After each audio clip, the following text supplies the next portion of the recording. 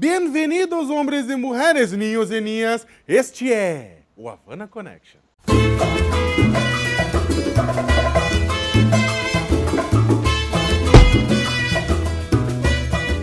Depois de décadas, Cuba e Estados Unidos voltaram a ter relações diplomáticas. Essa mudança surpreendente inspirou este programa, que vai analisar o que está bombando no Brasil e no mundo sob um ponto de vista de esquerda. Seja lá o que significar ser de esquerda hoje em dia. Ao invés de atender ao pedido de ultraconservadores, vá pra Cuba, o programa trouxe Cuba pra cá. Para começar, apresento a equipe do programa, que nem precisaria de apresentações. O professor e coordenador do MTST, Guilherme Boulos, o jornalista e deputado federal, Jean Willis, e a jornalista e escritora Laura Capriglione.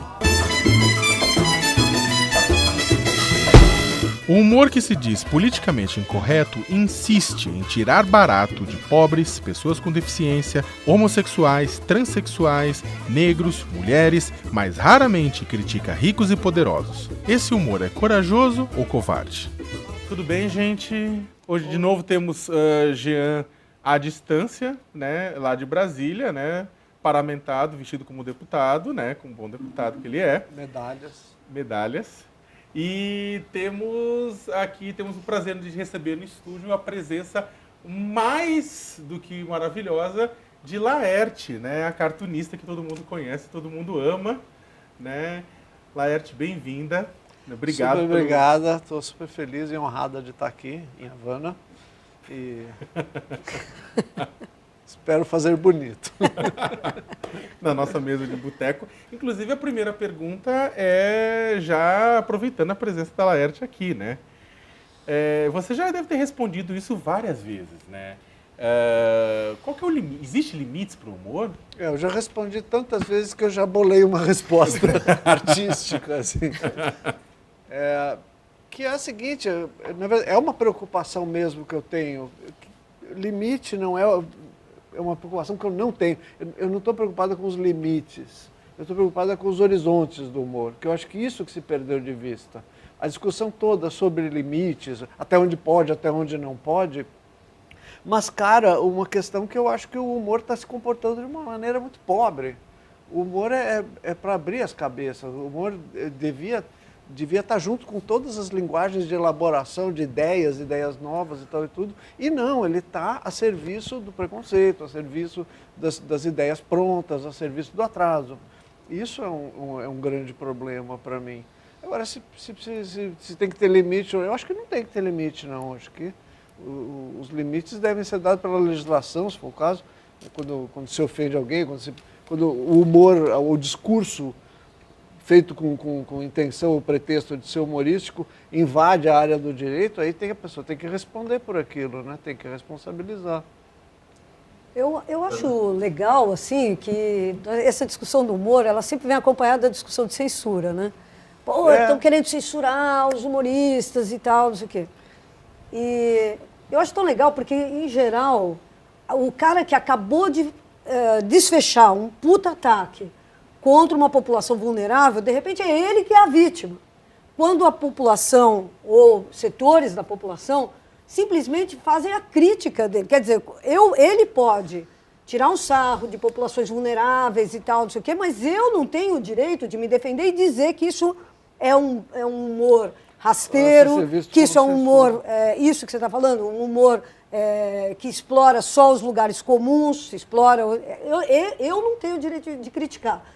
Então, é interessante que todos esses caras que fazem essa modalidade de humor, no meu modo de entender, baixo, rasteiro, vergonhoso, preconceituoso e tal, eles reclamam de uma suposta censura quando as pessoas simplesmente estão exercendo o direito de pegar e criticar o que eles estão fazendo. Reagir à humilhação. De reagir à humilhação, quer dizer, é uma vergonha. Eu acho que E isso vira censura. Quer dizer, mal comparando, ou também comparando, no caso do Charlie Hebdo, também era isso. Quer dizer, as pessoas criticavam o humor do Charlie Hebdo. Isso é censura? Isso não é censura. Eu acho. Censura é outra coisa. Explodiu o cara do Charlie Hebdo, obviamente ninguém é a favor. Agora, a população humilhada diuturnamente, a população muçulmana humilhada diuturnamente lá na França, não tem o direito de reagir? Lógico que tem o direito de reagir. Então, né, eu acho, inclusive, que o tema é precisamente do humor. O humor não pode ser uma imunidade parlamentar. Né? O humor não pode ser um espaço onde você se abriga para destilar preconceito, para atacar, para ofender, para humilhar, como nenhum outro espaço pode ser. Né? Então, eu acho que o que está em jogo aqui é um tema de horizonte, de fazer um humor, a Laerte coloca com muita propriedade, quer dizer, um humor pela ordem, um humor que vai, inclusive, reproduzir aquilo que a sociedade tem de pior, tem de mais atrasado, ou um humor que vai abrir possibilidades, abrir horizontes. Quer dizer, é muito fácil, o Sakamoto apresentou aqui, jogar pedra na Geni. Difícil é jogar pedra no Zé Pelim. Né? E aí, esse é que define, acho que a característica, a qualidade, o horizonte de um humor. Você pega um cara como um Danilo Gentili, um cara que nem engraçado é, aliás, né?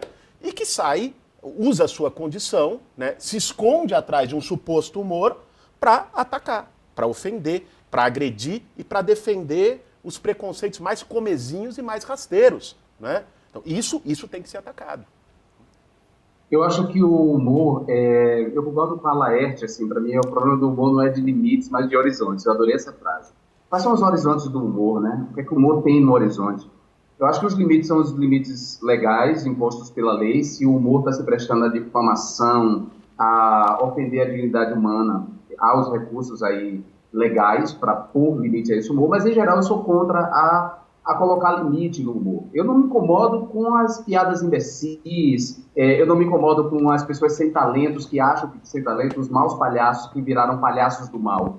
Eu só não quero que ele tire de mim o direito de me defender e desmascarar o discurso dele. E dizer que o discurso dele recorre a clichês, a estereótipos humilhantes para fazer rir. Ou seja, que ele está fortalecendo o status quo contra minorias, contra grupos estigmatizados e difamados. Ele não pode me tirar esse direito. E aí a Laura tem razão quando ela diz que cada vez que a gente vem a público para desmascarar o conteúdo desses discursos de humor, nós somos acusados de censores. Não é censura, meu caro. Nós estamos num espaço democrático. Se você tem o direito de colocar sua piada racista, sua piada machista, ofensiva às pessoas com deficiências, aos negros, aos pobres, você não pode tirar de mim o direito de dizer que a sua piada é racista, é machista, é homofóbica e que você não tem talento. Desculpa, mas você não pode tirar esse direito de mim e me acusar de censor. Tem uma nova safra aí de humoristas, de cartunistas, de artistas de maneira geral, que tem contraposto mesmo essa galera e oferecido um novo humor. Para mim, o melhor exemplo é o Porta dos Fundos,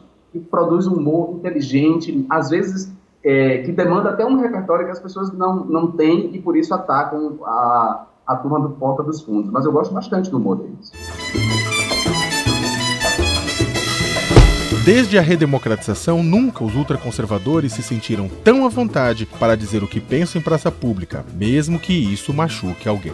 Mas, ao mesmo tempo, temos mais direitos hoje do que há 30 anos, no fim da ditadura. Vivemos tempos libertários ou conservadores no que diz respeito aos costumes. Antes de começar, eu queria fazer só um comentário. No último programa, houve muito debate nas redes sociais sobre um assunto importantíssimo, que era a camisa do Guilherme, né? Porque o Guilherme estava com uma camisa da Elite Branca, né? Com uma marca da Elite Branca. No camelô do Brás, vale dizer. Era o quê? Uma camisa Lacoste? Não, disseram que era uma marca especial. Eu não sabia o nome da marca, mas aí fizeram um meme, inclusive, chama Hollister a marca. Mas eu não sabia, parece que é uma marca norte-americana. Eu paguei R$20 no camelô do Brás. Verdade? Tô te dizendo. Mentira! Não conto nem a circunstância, porque aí vai gerar outro meme, mas enfim. Mas não, é ótimo, isso é ótimo. Então, gente, olha, o Guilherme depois pode fornecer a barraca que ele comprou, né? Claramente. Pechincha. Né? Pechincha, né? Trabalho escravo certamente, né? Queria comentar, mas R$20 é trabalho escravo. É muito boa essa história. Alguém comentou se o Guilherme estava elegante ou não na camisa da Elite Branca? Não, lógico que não. Não entraram nesse tema, já me senti, aliás, fiquei profundamente ofendido. Achei que pelo menos, se colocaram, ao menos deviam elogiar. Ir por esse lado. Né? Mas não pois eu vou dizer que Guilherme estava elegante na camisa da Elite Branca que ele comprou no Brás da barraca por R$20. Obrigado, Jean. Fico lisonjeado. Então, gente, os últimos 30 anos, a gente passou o quê? Passamos 30 anos desde a redemocratização, né? E estamos mais conservador, estamos mais progressista, na prática. Eu acho que nós estamos... Não é que estamos mais conservadores, eu acho que houve uma série de episódios, de de episódios históricos que fizeram emergir, que deram voz a pessoas conservadoras, né? Os 12 anos, aí, mais que 12 anos de governo petista, promoveram, de fato, uma mobilidade social, mas uma mobilidade social pautada no consumo. Preconceitos, ou seja, falsas certezas que estão introjetadas, arraigadas nas pessoas, não foram desconstruídos porque as pessoas não tiveram acesso a uma educação de qualidade, não foi implementado um plano de educação de qualidade mesmo, que forme cidadãos e pessoas com pensamento, capazes de ler criticamente o mundo e reconhecer a diversidade humana e cultural. Essas pessoas que emergiram, que fizeram mobilidade social via consumo, elas trouxeram os seus preconceitos. E com as novas tecnologias da comunicação e da informação, elas podem se expressar e colocar para fora esses preconceitos, sobretudo em relação a grupos historicamente difamados, historicamente estigmatizados. Então, não acho que ficamos mais conservadores. Eu acho que as pessoas conservadoras têm hoje canais de expressão, o que nos dá a sensação de que estamos mais conservadores. Agora, concretamente, essas pessoas impactaram nas eleições e nós temos hoje um Congresso Nacional muito mais conservador. Hipócrita, é importante que se diga. Eu acho que é por área, não é desigual esse avanço ou recuo. Eu acho que há um equilíbrio, assim, se fizer uma grande conta de um cálculo de média, assim. Mas isso a média não dá conta da realidade. Por exemplo, populações amazônicas, populações de indígenas, estão mais ou menos no mesmo ponto que estavam. Quer dizer, se não houve recuo até, se não houve perda de território. Do ponto de vista da população LGBT, eu acho que é parelho, assim, avançamos em direitos, avançamos em consciência, avançamos em mobilização, mas ao mesmo tempo os conservadores, do ponto de vista conservador, também se articulou. Avançou uma reação a isso, né? Também se articulou, porque antes eles nem precisavam, né, botar tanta banca assim. Mas eu acho que é esse o ponto. Eu acho que eu estou entre as pessoas que acham que nós avançamos e avançamos muito, muito. E que é pelo fato de que essas pessoas emergiram. Pô, quando eu estudei na USP, não tinha um negro na minha classe, na minha convivência, entre os militantes de esquerda, não tinha um. Pô, não, e é mentira, não tinha um, tinha um. E a gente nunca discutiu com ele a questão negra, a questão racial. Nunca. Isso aí era como se ele fosse um militante branco. A questão racial simplesmente não existia. Meninos e meninas gays se beijando na sala de aula ou se beijando na USP, simplesmente não existia. É verdade. Simplesmente não existia. Isso era uma coisa que não se discutia. Hoje, ao contrário, os gays estão, e as meninas lésbicas e tal, estão nos ônibus se beijando, no metrô se beijando, estão, enfim, pouco, mas... Não em todos os lugares, né, Laura? Não, eu, por exemplo, aqui no metrô de São Paulo, eu ando de metrô todo dia. No metrô de São Paulo é comum você encontrar casais gays se afagando, não se beijando. Não em todas as linhas. Não em todas as linhas e não em todo o Brasil. Mas o que eu estou falando é o seguinte, essas pessoas, essa direita conservadora, o Tea Party brasileiro, ele está tendo que se mobilizar muito porque essas outras pessoas, o atrito que não existia, hoje está existindo. Quer dizer, as pessoas estão exigindo visibilidade. Eu acho que, Laura, certamente isso vocês colocam de que é uma reação, né, a também alguns avanços. Eu acho que isso é indubitável, né? Houve progressos, houve avanços e há uma reação. O que eu acho que nós precisamos ponderar, porque às vezes a gente tem uma ideia de que o progresso é meio linear e fatalista. Vai continuar avançando, tem uma reação e nós vamos responder à altura. Por vezes, a reação pode anular e aniquilar conquistas de décadas, né? Exatamente. Quer dizer, ninguém imaginava, pegar um exemplo de outra ordem, mas sei lá, que na República de Weimar, que logo depois acreditava-se que estava havendo um avanço democrático na Alemanha. Pouco depois, estoura o nazismo, né? Então, também a força que vem, essa ofensiva conservadora, que é uma reação sem dúvida nenhuma, mas que às vezes é uma reação completamente desproporcional, que chega ao limite de não fazer o que se fazia antes, né? E mais declarada, mais sem vergonha, né? Isso pode levar a retrocessos, que nós temos conjunturas e momentos em que não é um negócio linear, é em zigue-zague, e nós podemos ter um novo momento de retrocesso. Eu penso que os intelectuais, né, põe aspas aí dos intelectuais, dessa direita fascista, os políticos que representam ela, vem surfando na onda de um conservadorismo que está impregnado nessas pessoas. Como eu disse para vocês, esses valores estão nas pessoas. As pessoas elas não conviveram com pessoas homossexuais, elas não tiveram contato com representações da homossexualidade positiva, elas não tiveram contato com representações da negritude que sejam positivas, que mostrem o negro noutra situação que não seja de bandido, a de empregado doméstico, enfim. As pessoas têm preconceitos, esses preconceitos não foram desconstruídos. E esses políticos fascistas, esses intelectuais fascistas, surfam nesses preconceitos. Desse contingente da população que emergiu via consumo e que agora se expressa. Estamos vendo o caso aí, por exemplo, agora da televisão, da Globo, que sempre, de alguma maneira, entubou assim, a sua programação teledramatúrgica sem muitos problemas e que agora vem enfrentando problemas, porque as pessoas não querem ver aquela representação. Quer dizer, a TV não está conseguindo cumprir sequer o seu papel de educadora informal, ou seja, levar um conhecimento que a pessoa não tem, porque a pessoa resiste a esse conhecimento. Nesse sentido, o Guilherme tem razão, ao dizer que a gente não pode pensar na linearidade desse processo, porque a reação pode ser pior, né? Pode ser um retrocesso. Laerte, quando você faz as tiras, por exemplo, da Muchacha, ou você faz as tiras que acabam fazendo esse questionamento da identidade, de questão de gênero, você tem sentido um aumento na quantidade de virulência contra a sua produção? Ou... Mais ou menos. Na questão LGBT, muito menos. A questão LGBT tem provocado mais adesões do que qualquer outra coisa. Agora, quando eu mexo com política, é que o pessoal estrila. Do Tiradentes, lá, a charge do Tiradentes, foi inesperado para mim. O Tiradentes ali sendo enforcado e ouve-se uma voz de fora, assim, vai pra Cuba! Muito bom isso. Mas o pessoal ficou histérico. Possesso, né? Falsificaram. Piratearam. Piratearam e colocaram... Eu não esperava isso, assim, E é uma ideia simples, na verdade. É uma ideia simples, eu achei que ia ser uma gracinha, mas... Então, o perigo está nas ideias simples, né? São as mais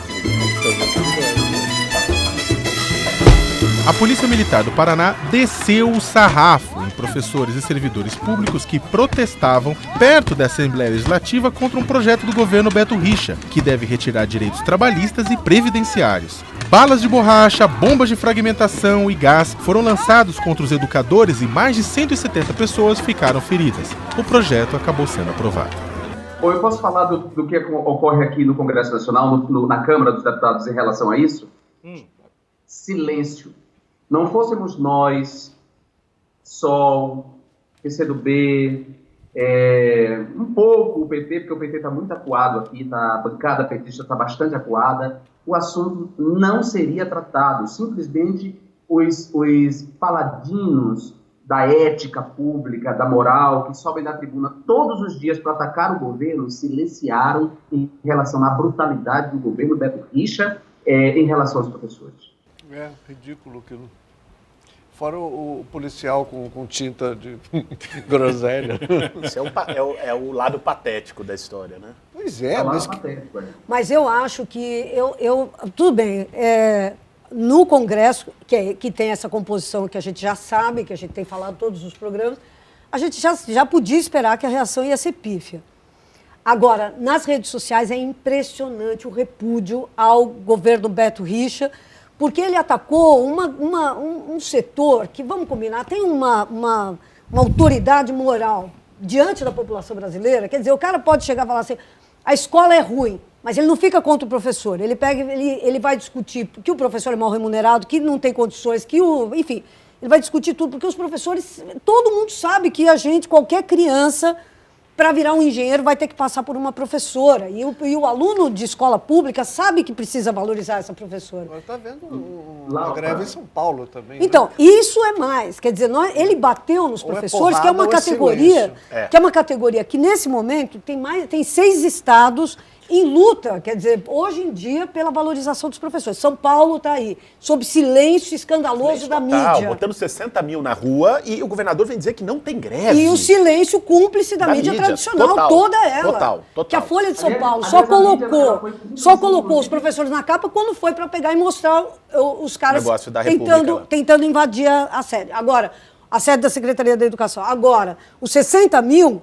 assim, passam em nota de rodapé. É uma vergonha. Agora, eu acho Laura, você achou que a imprensa deu o devido espaço ao que aconteceu no Paraná? Eu acho que não. Os telejornais? Eu acho que não. Eu acho que o que nós fizemos...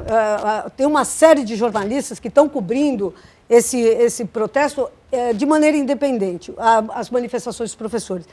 E o grau de violência que aparece e a quantidade de vídeos que a gente... Quer dizer, não é que a imprensa tradicional pode reclamar, olha, eu não tive acesso aos registros do que aconteceu.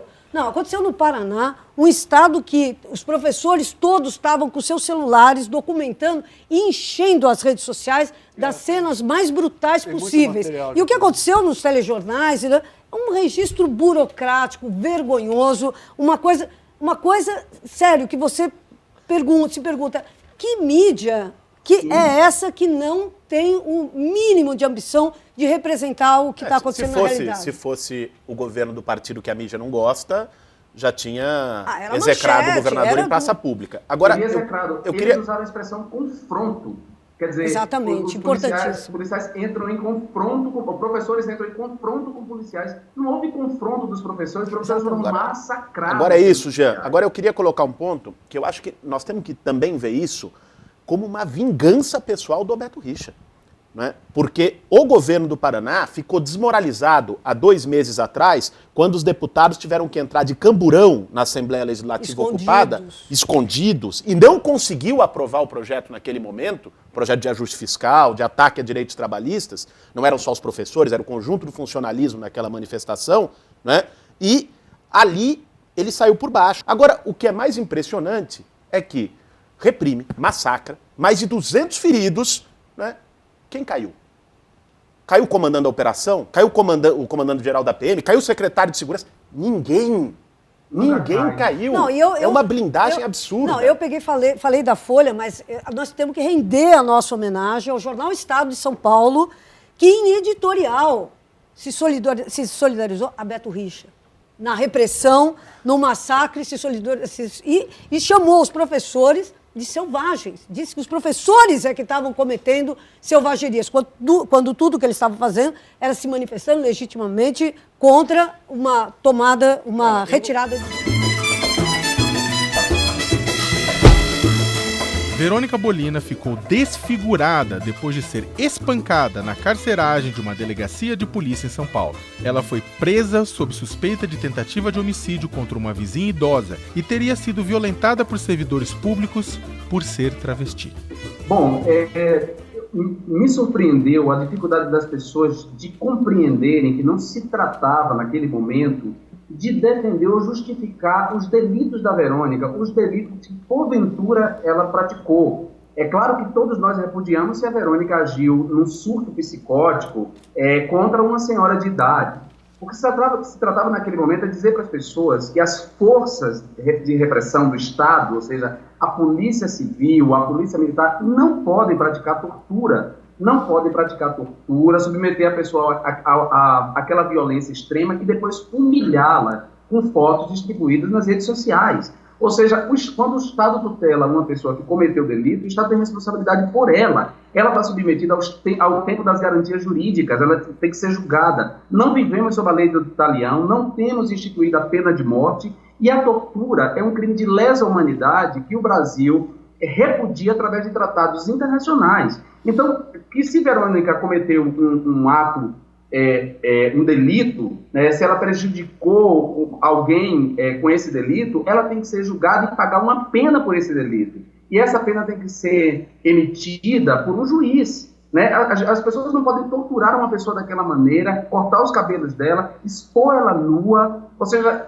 é óbvio que esse crime, essa violência foi motivada pela negritude dela, porque ela é negra, pela identidade de gênero dela, porque ela é transexual, pela classe social. Ou seja, todas as misérias estavam reunidas. Eles acharam que essa pessoa não é humana, não é ninguém, não é cidadão, então eles poderiam fazer isso. Só que eles se surpreenderam e houve uma reação muito grande. Jean, eu só queria complementar o que você está falando, que eu acho que é exatamente isso, e concordo totalmente, mas só para as pessoas perceberem como foi preconceituoso esse tratamento com a Verônica. É o seguinte, muita gente falou, pô, mas ela estava num surto psicótico, foda-se, porque o problema é o seguinte, ela agrediu uma velhinha e, portanto, ela merece receber esse tratamento. Só queria lembrar o seguinte, o filho do cineasta, do diretor, Eduardo Coutinho, é um menino branco, é um menino heterossexual, Bom, esse menino teve um surto psicótico, matou o pai e quase matou a mãe. E qual foi o tratamento que a polícia deu a ele e que não foi contestado por ninguém? Ninguém falou que a polícia passou a mão na cabeça do menino. Ninguém criticou a polícia nesse caso.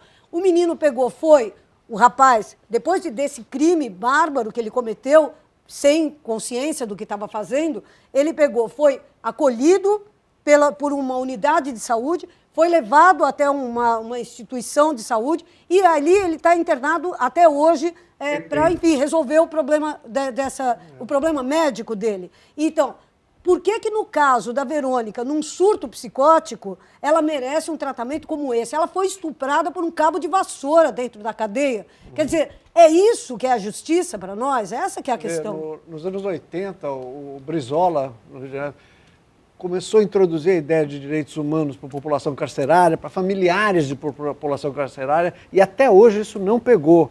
As pessoas são tratadas segundo sua classe social, são tratadas... Tem um tratamento completamente discricionário. Assim. Claro. Não, e nós acho que temos que colocar duas coisas. Primeiro, ainda que não fosse um surto psicótico, Laura, porque isso, enfim, tudo indica que foi, é isso que estava posto. Mas ainda que não fosse, e que ela tivesse feito essas agressões em sua consciência, isso não é justificável, né?